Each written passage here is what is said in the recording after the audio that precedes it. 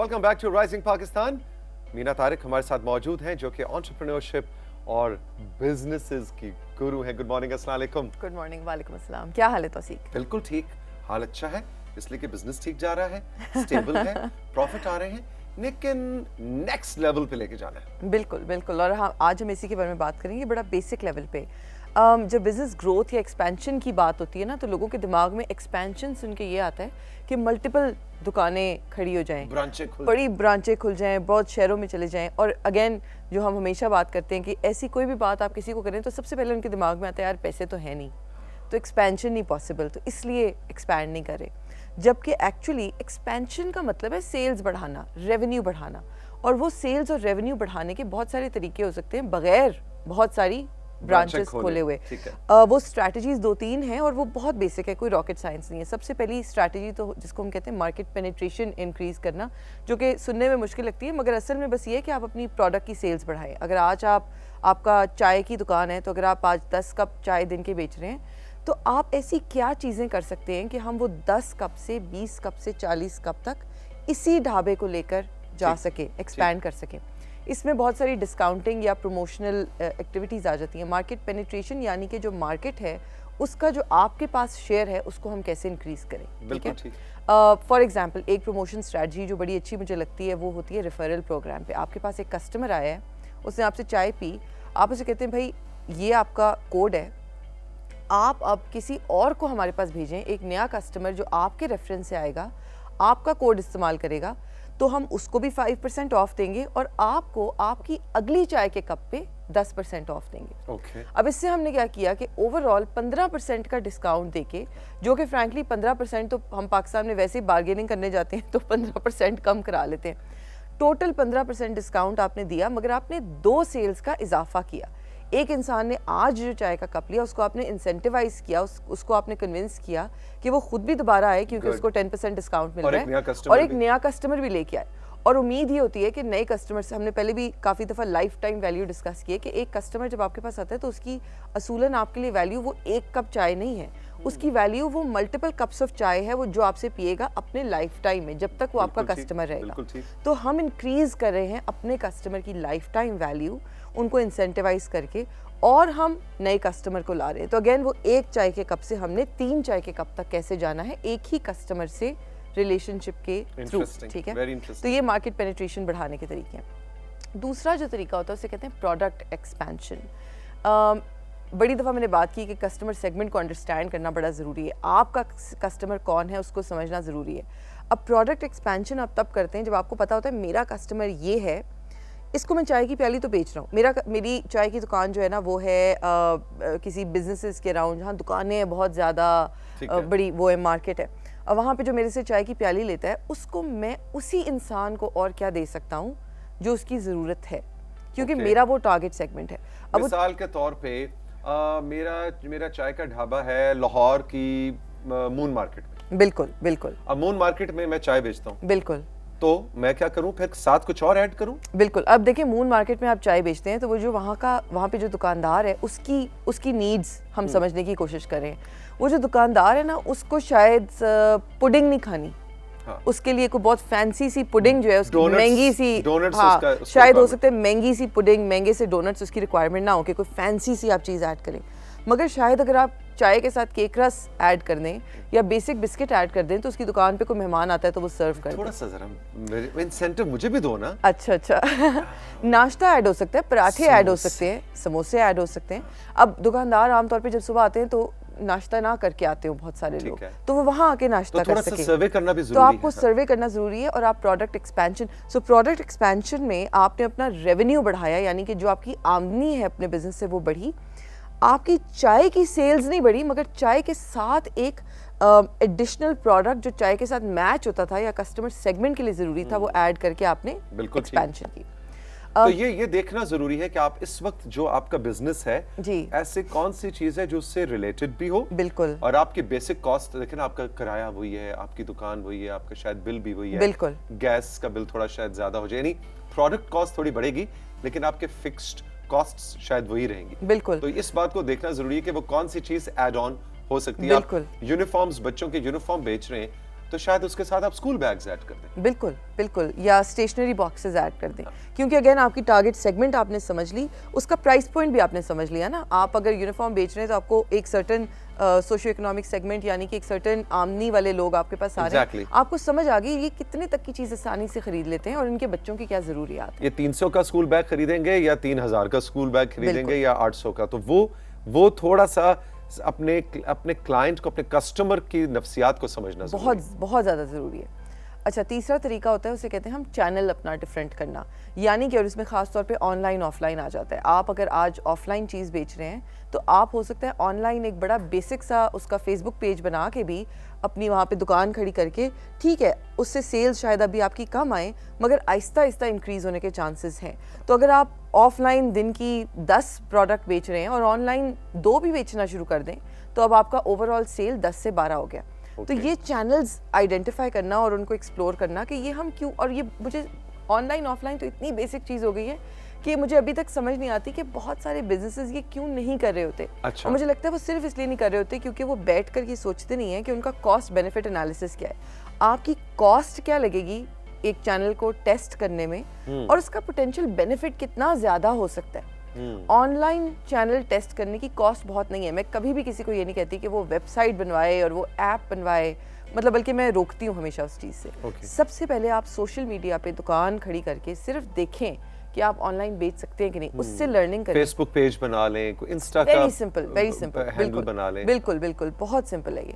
तो आप उधर से टेस्ट आउट करना शुरू करें कि ये चीज़ चल सकती है कि नहीं। अगर वहाँ से 1-2 सेल्स भी आपको आ रही हैं, हफ्ते में 1-2 आप तस्वीरें अपने प्रोडक्ट की लगाते हैं और 1-2 सेल्स आ जाती हैं, तो ये कोई बुरी बात नहीं है। अच्छा, इसमें मीना एक ये भी है कि शायद क्योंकि हम एक ओवरलैप जनरेशन से भी बात कर रहे हैं, लोग थोड़ा सा सोशल मीडिया से घबराते भी हैं कि अच्छा पता नहीं कौन सा बटन दबाना पड़ेगा, अच्छा क्या होगा। तो वो थोड़ा सा मेरा ख्याल है, इसमें मैं तो हाईली रिकमेंड करूंगा अपने किसी यंगर जनरेशन के अपने भांजे भतीजे को इन्वॉल्व कर लें, कजन को इन्वॉल्व कर लें, कोई यूनिवर्सिटी स्टूडेंट को कहें भाई इंटर्नशिप करो आके, तुम मेरा ये ऑनलाइन चीज संभालो, सेल्स का 10% तुम्हें मिलेगा। इंसेंटिवाइज करें, बिल्कुल इंसेंटिवाइज करें। अगर आपको नहीं आता फेसबुक पेज चलाना कोई बात नहीं। और ये बहुत आपने सही बात की, क्योंकि हम सबके नेटवर्क में ऐसे लोग होते हैं जो बड़े अच्छे होते हैं इसमें, हर वक्त अपने लिए यूज कर रहे होते हैं। तो अगर आप उनको थोड़ा सा भी इंसेंटिव दे दें तो वो करेंगे। बहुत सारे लोग असल में कोशिश ये करते हैं अपने बच्चों से मुफ्त काम कराने की कोशिश करते हैं। तो मुफ्त काम जो है ना वो आजकल के ज़माने में शायद अपनी माँ ही करती हैं आपके लिए बाकी कोई नहीं करता। तो आपने ये जहन में रखना है कि आपने मुफ्ता नहीं लगाने की कोशिश करनी है, आपने उनको इंसेंटिवाइज करना है। यानी अपने बच्चों को भी अगर कोई इन्वॉल्व करें तो उनको इंसेंटिव दें। बहुत ज़रूरी है कि आप उनको इंसेंटिव दें, ताकि उनके लिए भी,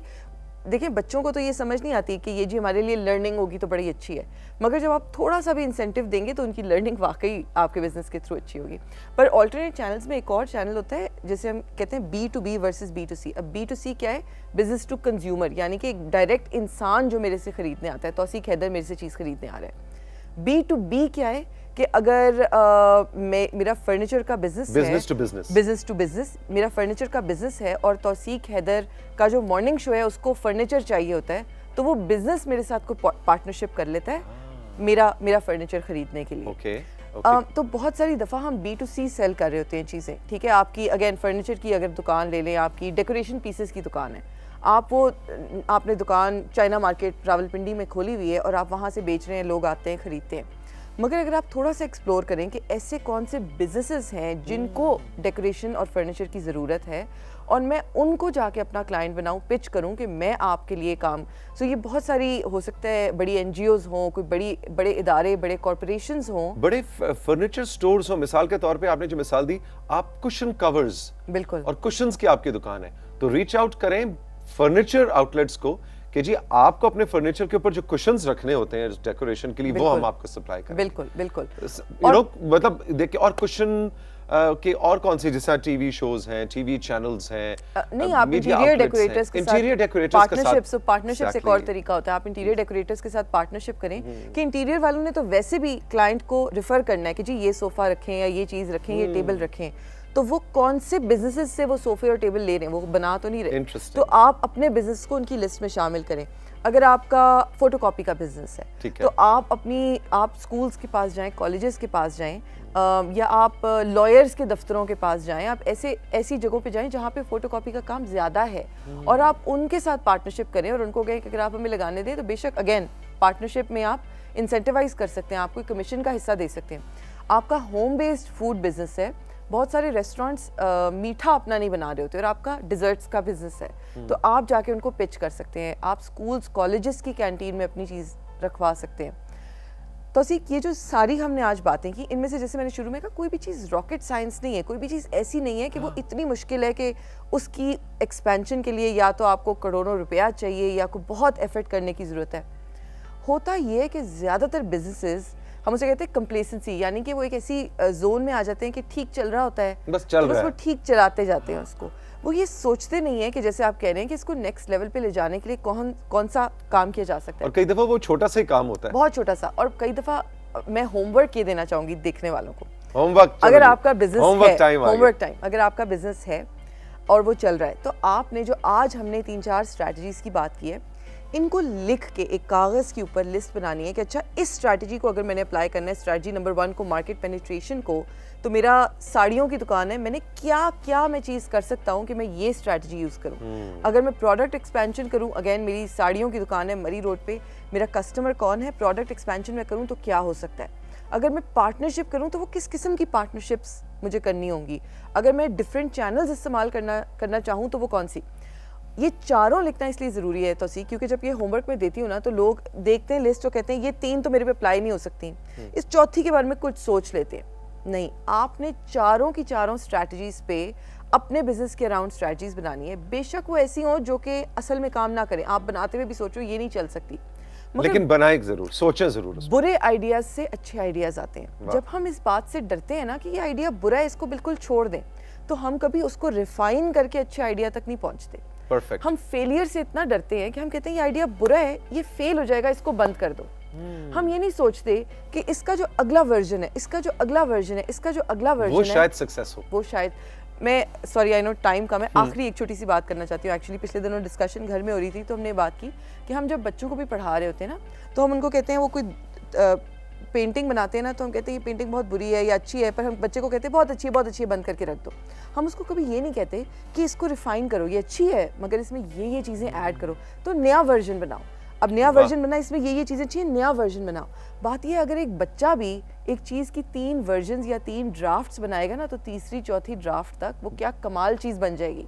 तो अपने बिजनेस आइडियाज़ को भी आप रिफाइन करें, आप उसको आउट ऑफ हैंड ना सोच देंगे बस ये तो है ही बुरा तो छोड़ दें, ये तो अप्लाई नहीं हो सकता। एक्सेलेंट मीना की हमेशा सेगमेंट के बाद आप सब बहुत इंस्पिरेशन लेते हैं। हमारे मोस्ट पॉपुलर सेगमेंट्स में से है, वक्त हमें सेगमेंट्स में, लेकिन मैं जरूर जिक्र करना चाहूँगा अब्दुल रहमान साहब का। ये मियाँ वाली के रहने वाले हैं और अब्दुल रहमान और इनकी बेगम दोनों मियाँ बीवी गारमेंट्स की सप्लाई का काम करते हैं और उनका बहुत ही खूबसूरत सा मैसेज हमें अपने राइजिंग पाकिस्तान के फेसबुक पेज पे इनबॉक्स में आया। उनका जी पिछले 1 साल से हम मीना का सेगमेंट फॉलो कर रहे हैं और मीना उसने बाकायदा आप ही की ज़बान में उसने कहा जी हमने देखा है कि उन चीज़ों पे अमल करके 23 to 25% हमारी सेल्स बढ़ी हैं आपकी मशवरों पे। जबरदस्त, बहुत आज मैंने भी कुलसूम को भी रुलाया है, इमोशनल किया था थोड़ी देर पहले, तुम भी रो लो। मुझे तो बहुत खुशी हो रही है। सो अब्दुल रहमान साहब, thank you very much, all the best. और हमें खुशी होती है आपकी तरह बहुत से लोग हैं जो फॉलो करते हैं इन छोटे छोटे बिजनेस टिप्स को,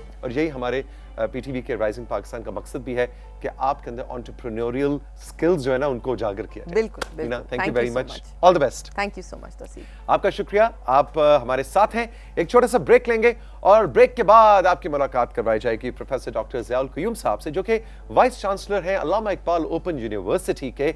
आज हम ओपन यूनिवर्सिटी के हवाले से बात करेंगे, खासतौर पे कोविड-19 के बाद जब ऑनलाइन और डिस्टेंस लर्निंग का पूरी दुनिया में शोर मचा हुआ है। ऐसे में अल्लामा इकबाल ओपन यूनिवर्सिटी जो कि एशिया की शायद दूसरी तीसरे नंबर पे आती है दुनिया की लीडिंग डिस्टेंस यूनिवर्सिटीज़ में से है, इस पर ज़रा बात करेंगे, इनके क्या नए प्रोग्राम्स हैं और आप जो शायद मेरी तरह अपनी तालीम मुकम्मल नहीं कर पाए, आप कैसे कह सकते हैं कि yes this is the time, अब मैं अपनी अगली डिग्री करूँगी या करूँगा। और ब्रेक से पहले आपका एक सवाल भी, आपके ख्याल में ज़रा सोचिए कि अल्लामा इकबाल ओपन यूनिवर्सिटी से आज तक कितने लोग फारिगुल तहसील हो चुके हैं, डिग्रियां हासिल कर चुके हैं। जस्ट 1000, 2000, 5000, 5 लाख, कितने? जरा सोचिए और हमें इनबॉक्स कीजिए।